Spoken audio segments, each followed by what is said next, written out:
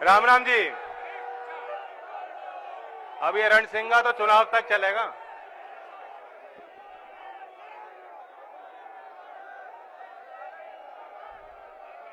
परिवर्तन संदेश रैली में उपस्थित सभी नौजवान भाइयों को और अपने मेरे बुजुर्ग, हमारे मंचासीन सभी पार्टी के वरिष्ठ नेतागण, सभी का मैं नमन करता हूं, आपको बधाई देता हूं।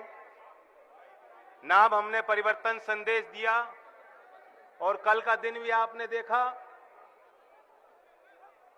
गुरु नानक जी की जयंती के अवसर पे पहली बार देश के प्रधानमंत्री ने सार्वजनिक तौर पे माफी मांगी। लोग सोचते थे कि इनके यहां कोई रिवर्स का गियर ही नहीं है, मोदी जी कभी पीछे मुड़ के ही नहीं देखते, तो हट कैसे जाएंगे। लेकिन जो किसान लगातार आपके यहां नजर भी थी और भरपूर प्रयास भी आपने किए, पूरा सहयोग किया उस आंदोलन को, ये वाकई हमारी परिवर्तन संदेश रैली नहीं रही, ये तो जश्न मोहब्बत, जश्न किसान में तब्दील हो गया। ये जीत किसान की है, अन्नदाता की है। जो सरकार के लोग, सरकार के कुछ चंद दलाल कब्जा करना चाहते थे, आपके खेती पे कब्जा करना चाहते थे, जो ये दलील देते थे कि मुट्ठी भर किसान क्या कर लेंगे, उनका अहंकार चूर कर दिया।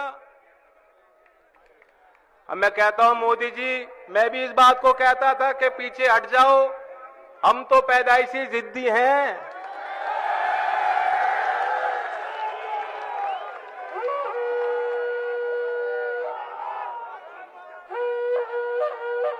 मैंने उनको बार बार सलाह दी, मान जाओ बात को, कहां झगड़ा मोल ले रहे हो। इन्होंने जो जो ताकतें थी देश पे कब्जा करना चाहती थी, उनको खदेड़ा था, और तुम्हें भी जो है नाक रगड़नी पड़ेगी। आज उन्होंने माफी मांगी है, लेकिन अभी भी ऐसा मत मानना ये लड़ाई अधूरी है, ये तो शुरुआत है।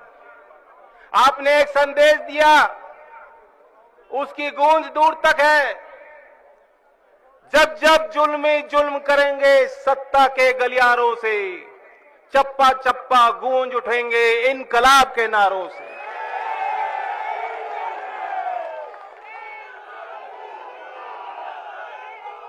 ये तो शुरुआत है। आज आपने हर एक कार्यकर्ता के आत्मविश्वास को जिंदा कर दिया, जिन्हें आप आंदोलन जीवी कहते थे। हर अच्छे नागरिक को आंदोलन जीवी बनना पड़ेगा।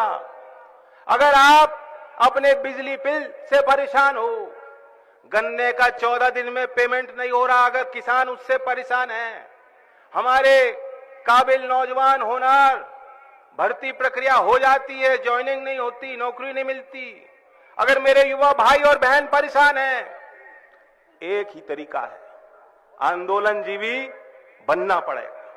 और आंदोलन जीवी जब हर नागरिक बन जाएगा, कोई भी सरकार कितनी बड़ी बहुमत हो, कितने शक्तिशाली लोग हो, सूट बूट की सरकार हो, ताकतवर हो, आपके आगे हमेशा नतमस्तक होगी, झुकेगी।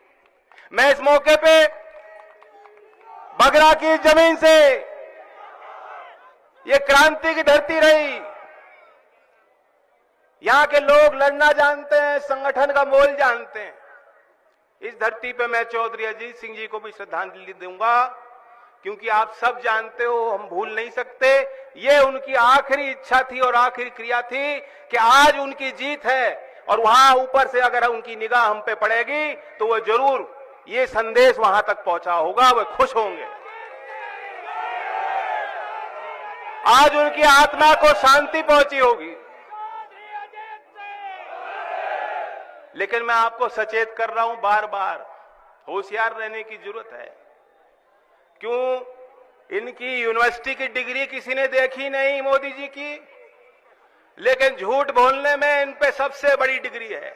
Entire science of lying, of झूठ, अगर ऐसी कोई डिग्री बनी होगी तो इनके पास माशाअल्लाह जरूर होगी। अभी भी आपने ध्यान दिया होगा, गौर किया होगा, उन्होंने कहा कि मेरा इरादा अच्छा था लेकिन मैं कुछ किसानों को समझा नहीं पाया। ऐसा नहीं है कि आप कुछ किसानों को समझा नहीं पाए, किसान अपने आप समझ गए। किसानों ने समझ लिया, किसान की अगली पीढ़ी ने समझ लिया। वे अपनी लाभ हानि को जानते हैं, पहचानते हैं, वे गवार नहीं है। चौधरी चरण सिंह जी देश के प्रधानमंत्री बन सकते हैं तो आज भी झोपड़ में पैदा होने वाला, गांव के स्कूल में पढ़ने वाला हर बच्चा देश का प्रधानमंत्री भी बन सकता है, वह वकील भी बन सकता है, वो विद्वान है, वह जानता है सरकार के कामकाज कैसे होने चाहिए और कैसे नहीं होने चाहिए, क्या हिसाब किताब है। आज वो समय नहीं रहा, मोबाइल फोन के माध्यम से नौजवानों को पूरी जानकारी। और हम तो यहां यूपी की सरकार से तंग हैं, बाबा को नहीं मालूम कुछ भी। बाबा तो मस्त रहते हैं, वो सर पे जो है फल फूल की टोकरी लगा के पूजे पाठ में लगे रहते हैं, उन्हें कोई मतलब नहीं है। उन्होंने, वो तपस्वी हैं, उन्होंने त्याग दिया। अब मैं नहीं जानता आपने क्या त्यागा।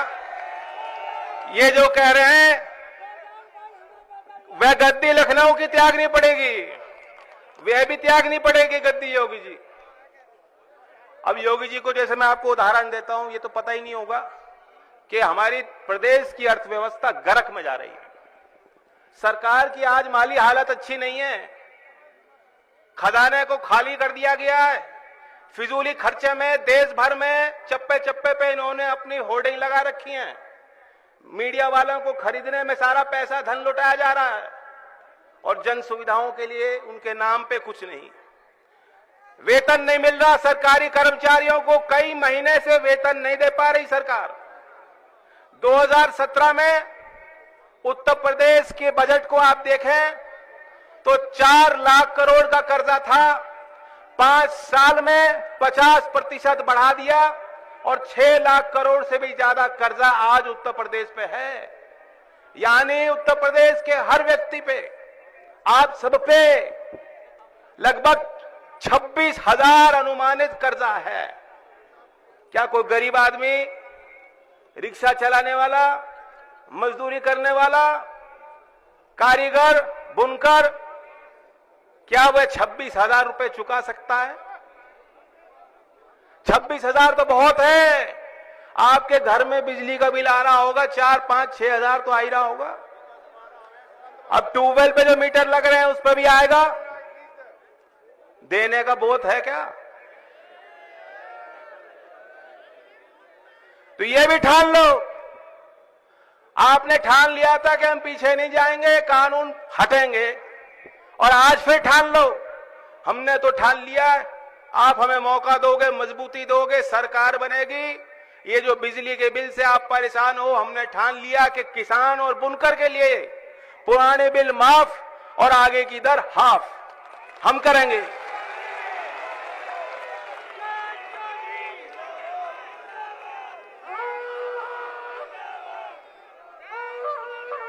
और गन्ने की बात, बहुत काम है खेतों में छोल चल रहा है, बहुत काम है, किसानों के शादियां हो रही हैं। इसके बावजूद आप सब यहां आए, ये मेरे लिए बहुत बड़ा आशीर्वाद। लेकिन गन्ने की वो फसल जिसमें वाकई कोई मिठास अगर पहुंची किसान तक, उसका श्रेय चौधरी अजीत सिंह जी उसके उस विजन को जाता है कि उन्होंने यहां उद्योग स्थापित किए, आपको उस उद्योग से जोड़ा, आपको एक मजबूत विकल्प दिया। लेकिन आज गन्ने की खेती कर रहे किसान जानते हैं, बाबा आके कुछ ही कह लें, आपको भी पता है हजारों करोड़ का बकाया रहा।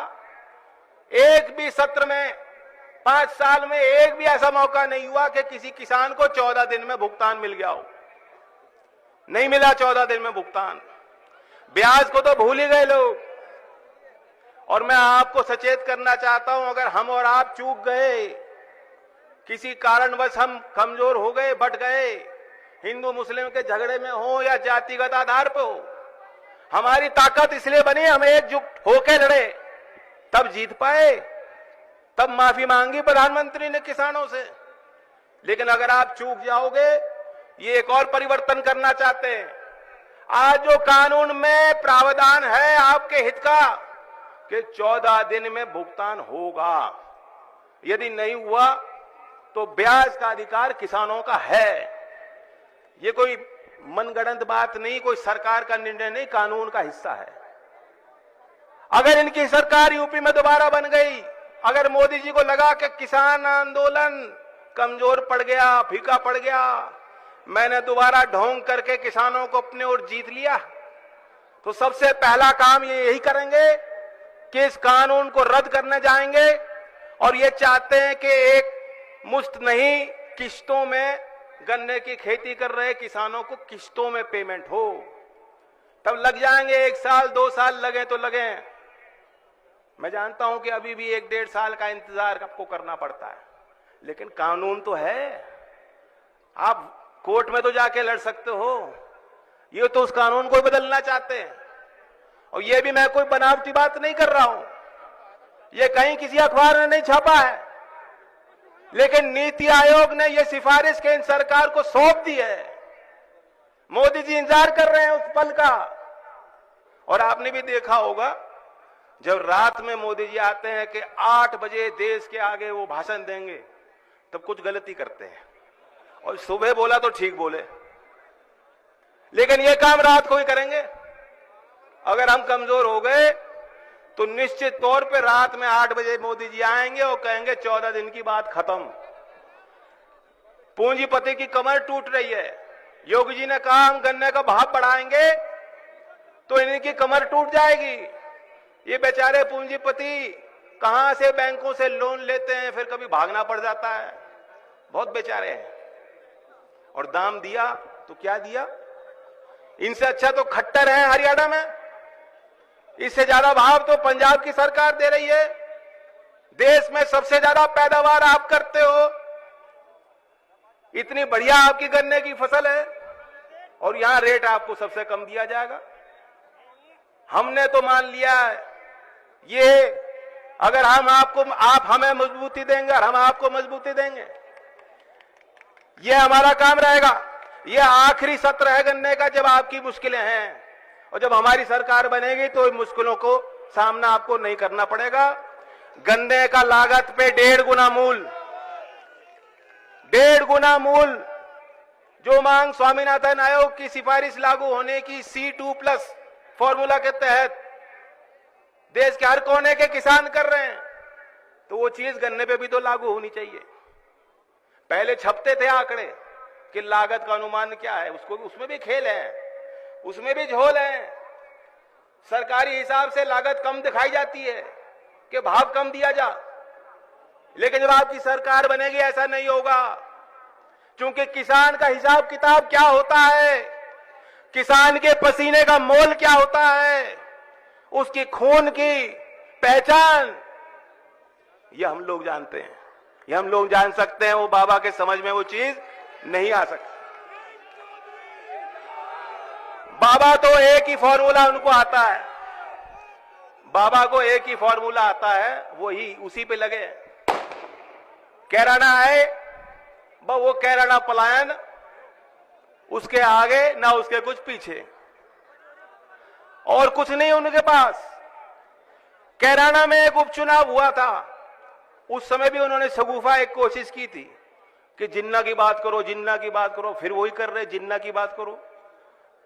ना हमें कुछ मतलब, ना आपको कुछ मतलब।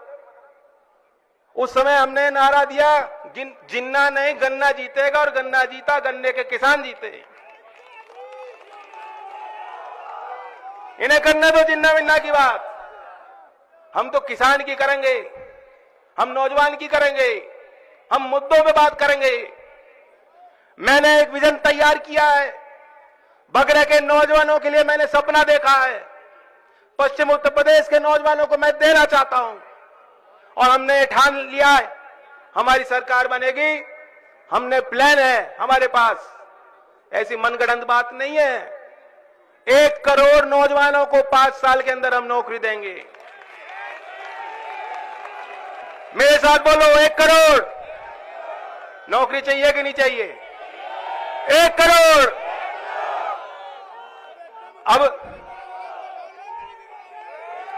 अब कोई, मैं हिसाब भी दूं, अगर कोई कहेगा भाई 1 करोड़ तो ज्यादा बात हो गई, ये तो ज्यादा हो गया, हो सकता है कोई आदमी सोचे इस बात को। आप हिसाब लगाओ, प्रदेश की आबादी कितनी है और 1 करोड़ उसका हिस्सा कितना है। 5 साल में अगर उत्तर प्रदेश के 3 से 4% नौजवानों को भी हम नौकरी नहीं दे पाएंगे तो क्या हमारा हक है राजनीति करने का? हमारा हक है। मैं एक भी दिन नहीं लगाऊंगा, त्याग कर दूंगा, ऐसी सत्ता को छोड़ दूंगा अगर मैं अपने नौजवानों को नौकरी नहीं दे पाऊंगा।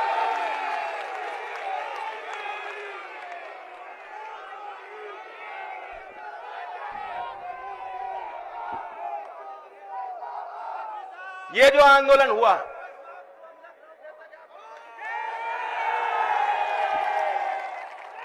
चलो लखनऊ में चाट खिलाएंगे आपको।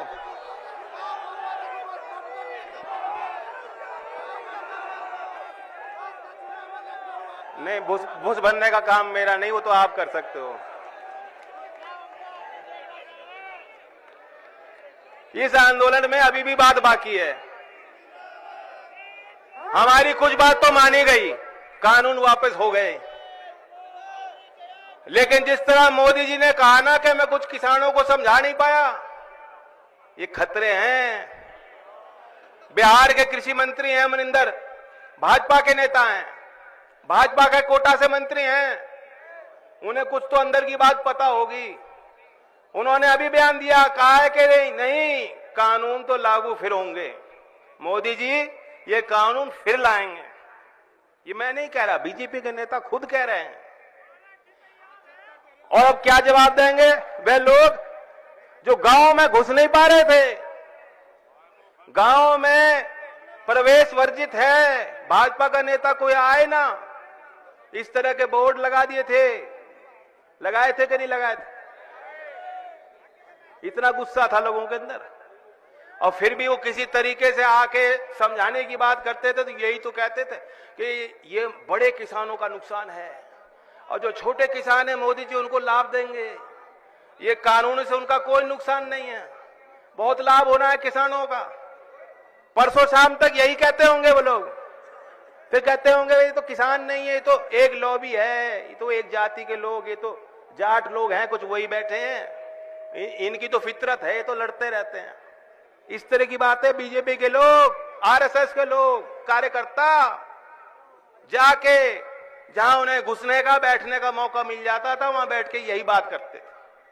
परसों रात तक यही करते थे, लेकिन कल सुबह के बाद उनको समझ नहीं आ रहा, ना यहां जाए ना वहां जाए, कहां जाए। जैसे आज का मौसम है ना, जैकेट पहनो तो दिक्कत और ना पहनो तो दिक्कत। मोदी जी भी मौसम ही देख रहे हैं मुझे लगता है, समझ नहीं आ रहा सर्दी हो रही है, गर्मी हो रही, क्या है। तो मौज लो, लेकिन अभी काम अधूरा है। हमारे लोग हल्ला बहुत करते हैं, बहुत जल्दी खुश हो जाते हैं, बहुत जल्दी गले लगा लेते हैं, बहुत जल्दी आवेश में आ जाते हैं, बहुत जल्दी माफ भी कर देते हैं। जल्दबाजी नहीं करनी है। जैसे अर्जुन जी का जो तीर जहां जाना था तो निशाने पे कैसे पहुंचेगा, जब तक निशाने पे नहीं जाएगा हमारी आंख वहां से हटनी नहीं चाहिए। हमारे पार्टी ने कार्यक्रम दिया है कार्यकर्ताओं को, बहुजन उदय अभियान।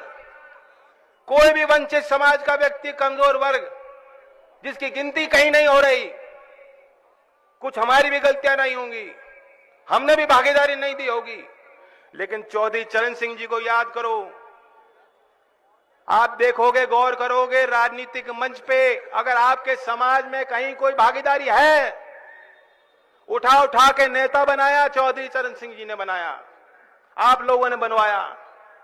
और आज हमने जो कार्यक्रम दिया वो ये है कि हर रविवार को हमारे कार्यकर्ता, हमारे पार्टी के जिम्मेदार लोग और आप भी लोग सहयोग करें, वहां उन समाज में जाएं और उन्हें लोकदल की नीतियों से जोड़ें, उन्हें सम्मान दें, उन्हें लोकदल का पट्टा पहनाएं, चौधरी साहब के बारे में बताएं।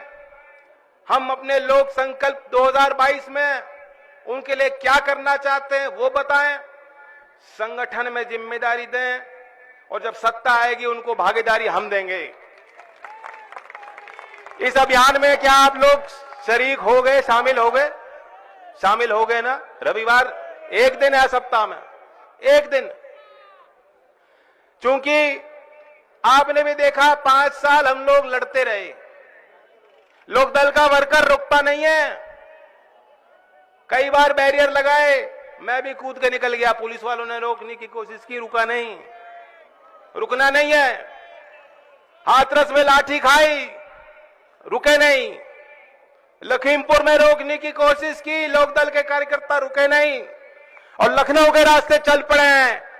रुकने का काम नहीं है हमारा।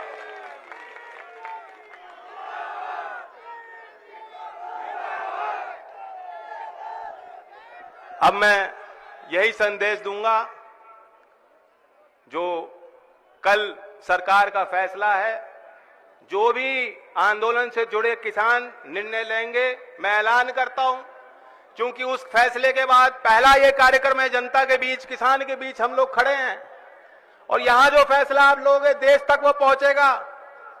मैं उनको ये उम्मीद दिलाता हूं, विश्वास दिलाता हूं कि जो भी फैसला वहां दिल्ली में बैठ के वो लोग लेंगे, लोकदल का हर एक कार्यकर्ता उनके साथ रहेगा। हमें एमएसपी की लड़ाई भी लड़नी है, बिजली के कानून की वापसी की लड़ाई भी हमें लड़नी है और राजनीतिक लड़ाई, राजनीतिक चोट निरंतर भाजपा को देनी है। जो किसान विरोधी, गरीब विरोधी, देश विरोधी ताकतें हैं, उन्हें हमें मात देनी है। जय हिंद, जय भारत, जय किसान, जय नौजवान।